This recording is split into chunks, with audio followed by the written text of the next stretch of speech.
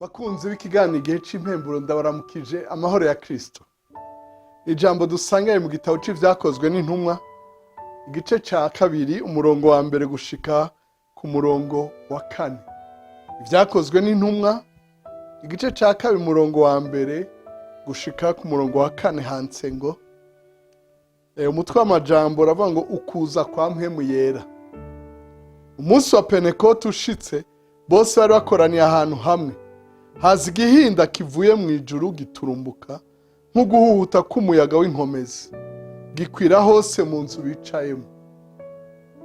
Hababonekera ibirimi vyigabanije nk'ivy'umuriro bibajako umwe.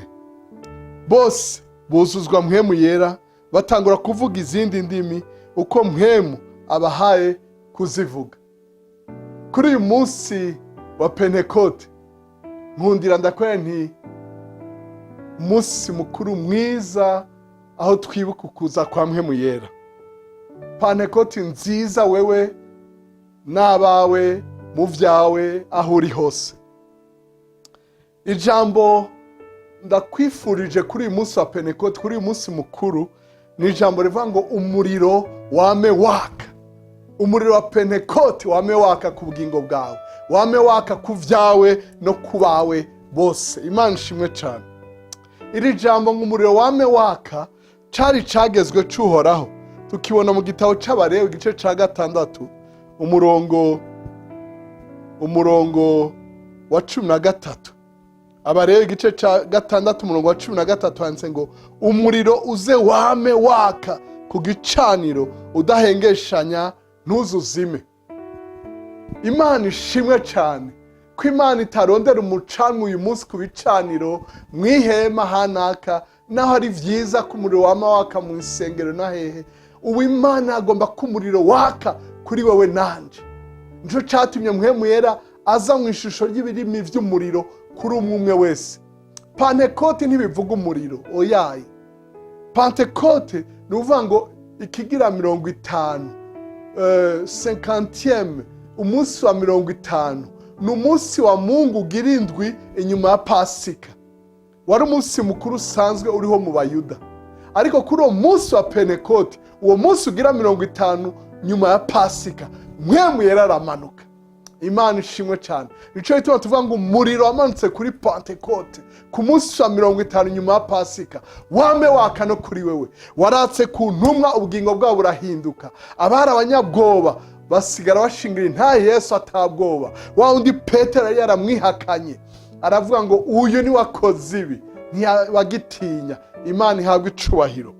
Yesu Kristo mbere ko atangura igikorwa yarindire ko mpwemu yera amumanukira. Amaze kumumanukira ijambo rya mbere yavuze ngo mpwemu uhora hari kuri jewe kuko yandobanuje amavuta ngo mbwira abora ubutumwa bwiza, mbwira abarindwa ko barekuwe, nkiza b'imitima inwagutse, menyesha abantu umwaka wo kwemererwamo n'uhoraho. Imana ihabwa icubahiro. Uwo muriro wabaye kuri Yesu, wabaye ku ntumwa za kera, nawe ukubeko.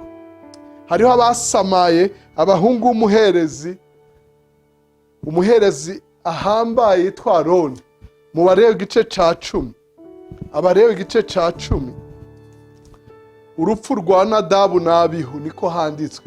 Abalewi igice ca 10 umurongo wa mbere gushika ku murongo wa 3 handitse ngo Nadabu na Abihu bene Aroni babire ivyotero vyabo, ivyo bakoresha kuyora umuriro. Babira ivyotero vyabo babishiramwo umuriro, bashirako imibavu, bayosereze uhoraho ku muriro urahuwa handi uwatabageze.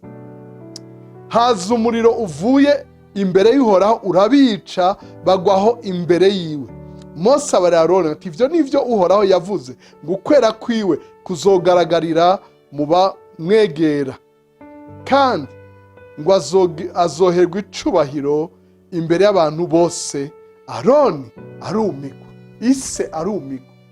Uyu munsi abantu baragereza kwigana ibintu vy'Imana, abandi bakabikinisha, bakazana imiriro batoraguye hirya no hino, bakishushanya n'ivyo mw'isi ngo nugukwega abantu cyane no kunezereza abantu ngo nugukora ibigezweho. Imana idufashe. Umuriro wa mpwemu yera nta kiwusimbura. Umuriro wame waka ku bugingo bwawe Imana igukoresha iby'ubuhizi, ugendere mu bugingo bugororotse, ugendere mu nzira z'uhoraho, ukoreshwe ibitangaza n'utwumiza, uheshe icyubahiro Imana kandi uheshe umugisha, uheshe imbabazi, uheshe ibihe byiza abakwegereye bose.